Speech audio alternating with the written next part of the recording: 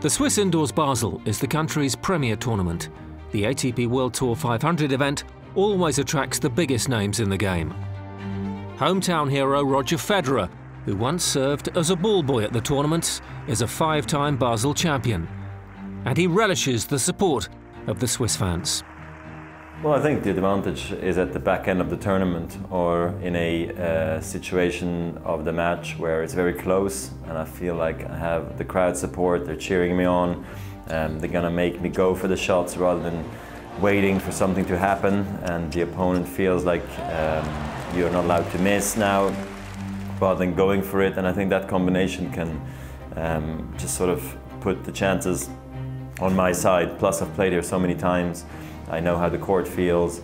I think that is an advantage, but of course pressure can also get to you. But I think with the experience I have these days, I walk out and I'm actually kind of laid back and just really excited to be back on centre court here in Basel. Returning to Basel is a walk down memory lane for the Swiss legend. I love playing here, I've always have.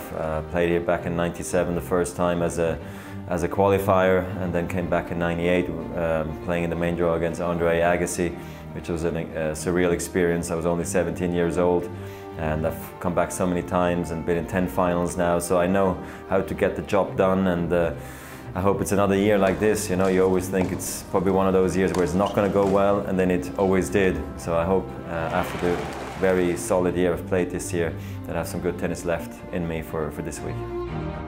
The Swiss factor was in full effect. Australian Open champion Stan Wawrinka was aiming to claim the Basel crown for the first time.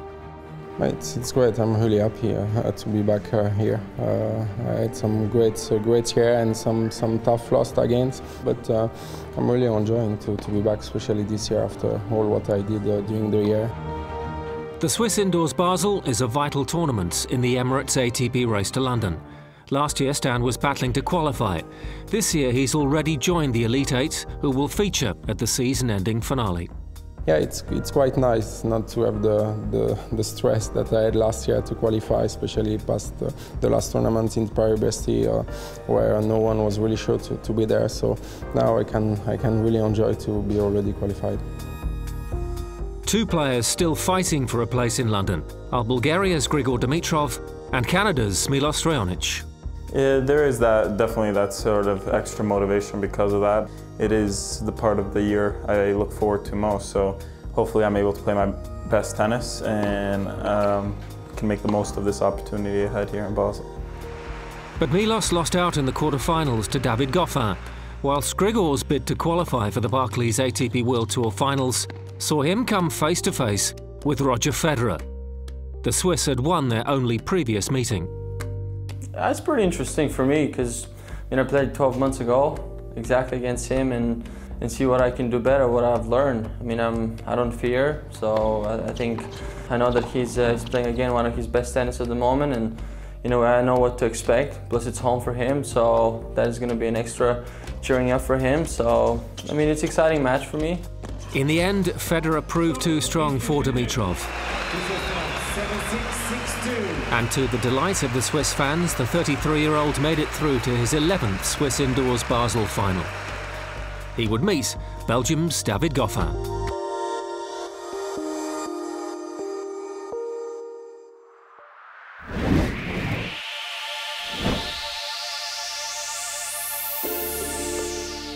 These two had met just once before during the Belgians' breakthrough run at Roland Garros 2 years ago, when Federer won in 4 sets. Federer came into his 11th final in Basel looking to close the gap on Novak Djokovic, at the top of the Emirates ATP rankings. The Swiss flew out of the blocks, breaking immediately in front of a vociferous home crowd.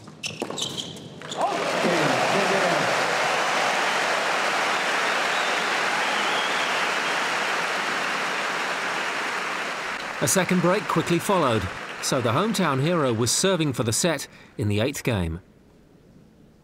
He clinched it 6-2, and Federer was in the driving seat for a 6th title in Basel.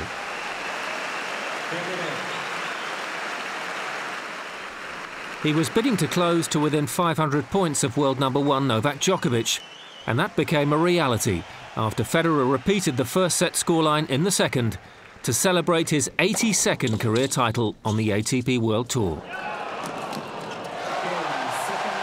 It all took just under an hour.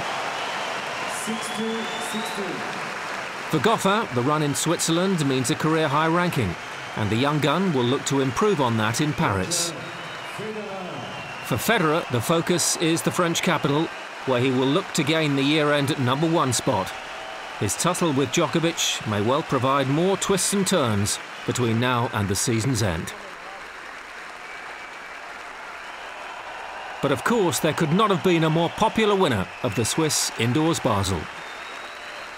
Regardless of what happened before, it's just always such a treat to be in the finals here and receiving a standing ovation from the crowd. It's why I play tennis still today. That's why I play the tournament here in Basel. It always has been and will remain very special for me personally. And then to be in the finals and go through another match like I did today, it's a great feeling, and I'm very proud of today.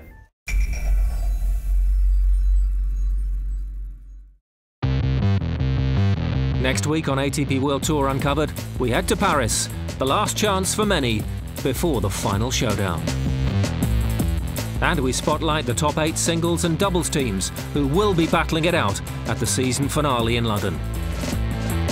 Don't forget to log on to atpworldtour.com and to vote for your favourite players in the 2014 ATP World Tour Awards presented by Moet and Chandon. See you next week.